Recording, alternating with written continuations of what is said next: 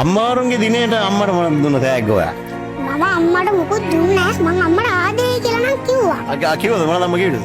අම්මා මගේ පුතා හොඳට ඉගෙන ගන්න කියලා කිව්වා. අයියේ එහෙම කිව්වා. දැන් අම්මාවරුන්ගේ දවසේ දැක්කද ටීවී එකේ ගොඩක් දේවල් ගියා. මොනවද දැක්කේ? ඔව් සර් මේ ඇක්සිඩන්ට් එකක් වුණේ. මේ කතරගම බස්. ඔව් මේ බස් එකට යට වෙලා අම්මා කෙනෙක් දරුවෙක් මේ දරුවව අතාරින්න නැතුව බස් එකෙන් අල්ලන් ඉන්නවා. මේ දරුවව අතින් අල්ලන් ඉන්නවා බස් එකට යට වෙලා.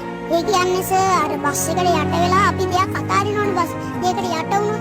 අපේ අතේ තියෙන සියල්ලම. ඒ වගේ අම්මා දරුවව අතාරින්න නැතුව බස් එකට යට වෙලා අල්ලන් හිටියානේ. මගේ දැක්කනේ. ඔව් සර්. මේ අම්මගේ සර් මේ ඇහැට කඳුලක් එක්කලා ඉන්නෝනේ. රටේම කට්ටිය වෙලා ඇඬුව එක දැකලානේ. මට දැනුණා අම්මා ගැන ගොඩක් ආදරේ දැනුණා ඊට පස්සේ. ඔව් අම්මා මගේ අම්මත් එහෙම වෙන්නේ නැහැ. අපිට කරදරයක් වෙන වෙලාවක අම්මා පිට වෙනවා.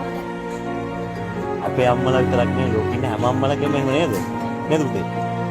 ඉතින් ඔයාට දැන් මොනවද දැන් මං මේ ඇහුවොත් අම්මට සමාන වචනයක් මේ ලෝකේ තියෙනවද?